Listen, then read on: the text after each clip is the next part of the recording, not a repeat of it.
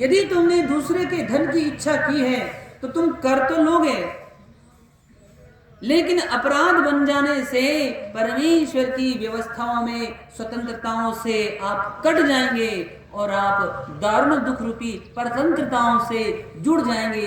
क्यों?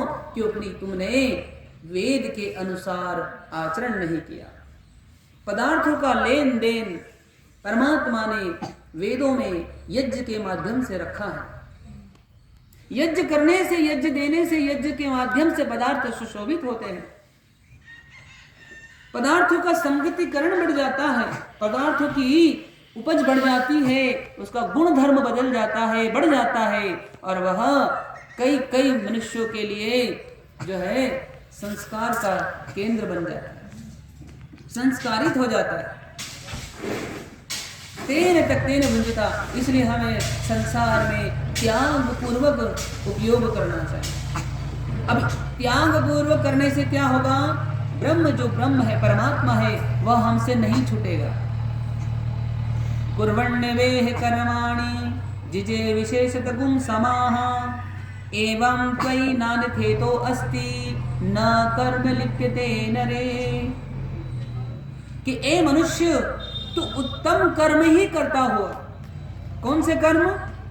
उत्तम कर्म, सर्वोत्तम कर्म ही करता हुआ जो है इस संसार में कर्म करने की इच्छा कर, 100 वर्ष तक जीने की इच्छा कर। शुभ कर्म करता हुआ 100 वर्ष तक जीने की इच्छा कर। नान्यः पंथा विद्यते राये, कोई दूसरा मार्ग नहीं है कर्म बंधन से छूटने का, कर्म की आसक्ति से छूटने का।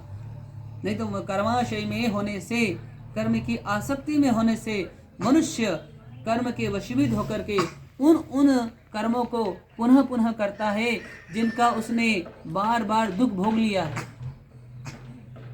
जिन कर्मों का करने से दुख भोग लिया है, समय स्थिति होने से, अनुकूलता होने से उन्हीं कर्मों को वापस कर बैठता है, इसलिए कर्म बंधन में पड़ जाता है।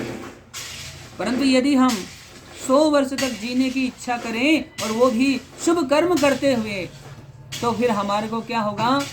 कर्म की लिप्तता नहीं रहेगी, कर्म बंधन नहीं रहेगा, और हमारे बीच में धर्म आ जाएगा, हमारे बीच में सत्य आ जाएगा, हमारे को सत्य की प्राप्ति होगी और हम सत्य का संरक्षण करने वाले बन जाएंगे।